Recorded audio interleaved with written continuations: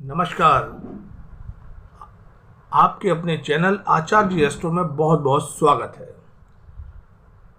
दोस्तों, आज बात करेंगे पश्चिम की भूखंड में मुख्य प्रवेश द्वार कहाँ बनाएं।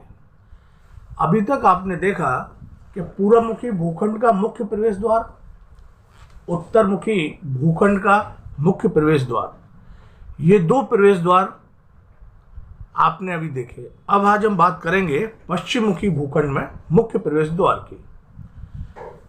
तो मान लीजिए आपके पास जिसका पश्चिम मुखी फेस है।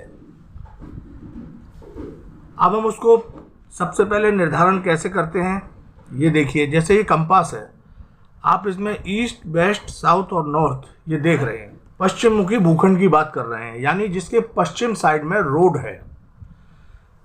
तो ये है हमारा पश्चिम मुखी भूखंड, जिसकी लेंथ है 60 फुट और चौड़ाई है। ये है पश्चिम मुखी भूखंड। ये हमने वेस्ट डायरेक्शन है, तो हमने ये डिसाइड किया कि ये पश्चिम मुखी भूखंड है। तो दोस्तों, ये कंपास का काम अब हो गया पूरा।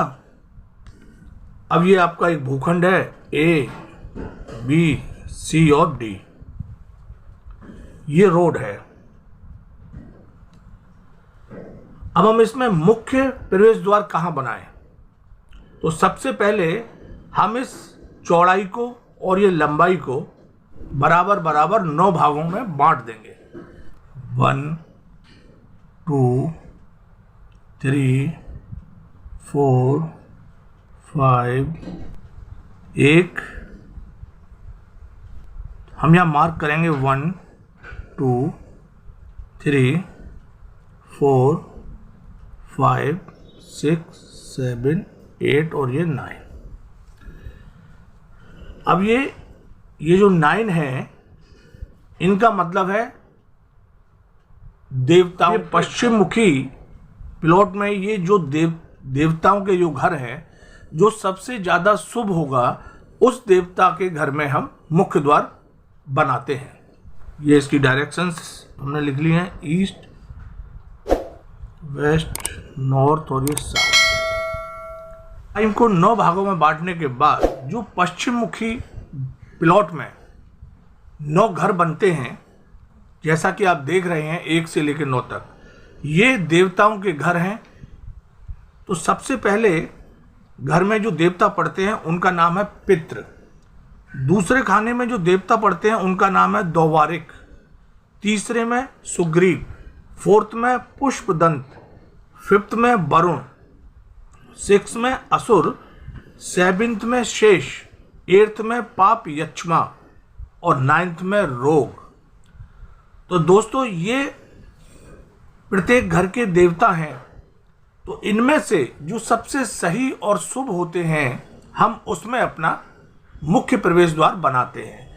तो इसमें सबसे शुभ और बढ़िया जो हैं वो 4th और 5th के देवता हैं।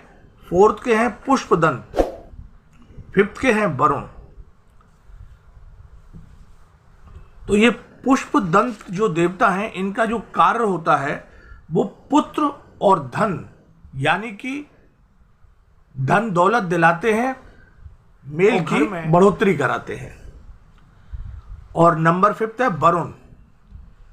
ये वरुण जो हैं, ये भी धन दौलत दिलाते हैं और सौभाग्य और ऐश्वर्य की प्राप्ति कराते हैं। तो ये दोनों देवता हर तरह से मुख्य द्वार, ये दोनों देवता हर तरह से शुभ और शुभ फलदायक है। हम इन 4th और 5th में अपना मुख्य प्रवेश द्वार यानी कि घर बनाएंगे। क्यों? क्योंकि ये जो देवता है पुष्पदंत और वरुण, ये शुभ फलदायक हैं। ये धन दौलत ऐश्वर्य पुत्र आदि की वृद्धि कराते हैं, सफलता दिलाते हैं। तो हम इन्हीं घरों में अपना मुख्य द्वार बनाएंगे। बाकी के जो हैं, ये कहीं ना कहीं अशुभ फल देने वाले हैं, तो इनमें हम अपना मुख्य द्वार नहीं बनाएंगे। जैसे ये रोग है, अगर हम यहाँ बनाएंगे तो हमें क्या प्राप्ति होगी? रोग। क्योंकि मुख्य द्वार का मतलब होता है घर के अंदर प्रवेश करना। जब द्वार जहाँ होता है तो व्यक्ति उसी क्षेत्र से घर के अंदर प्रवेश करता है। अगर अच्छा होगा तो अच्छी ऊर्जा आएगी और खराब होगा तो गलत ऊर्जा घर के अंदर प्रवेश होती है, जिसके कारण घर में कलेश और झगड़े उत्पन्न होते रहते हैं। तो यहाँ रोग में हम नहीं बनाएंगे। क्यों? क्योंकि ये रोग और बीमारियां प्रदान करेगा, है ना। रोग होता है तो आदमी की तबीयत खराब होती है, तो मृत्यु भी होती है।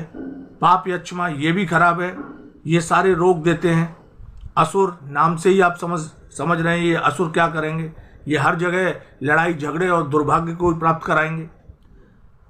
शेष ये भी, इनका भी काम वही है, लड़ाई झगड़े, धन नाश, दुख, दरिद्रता।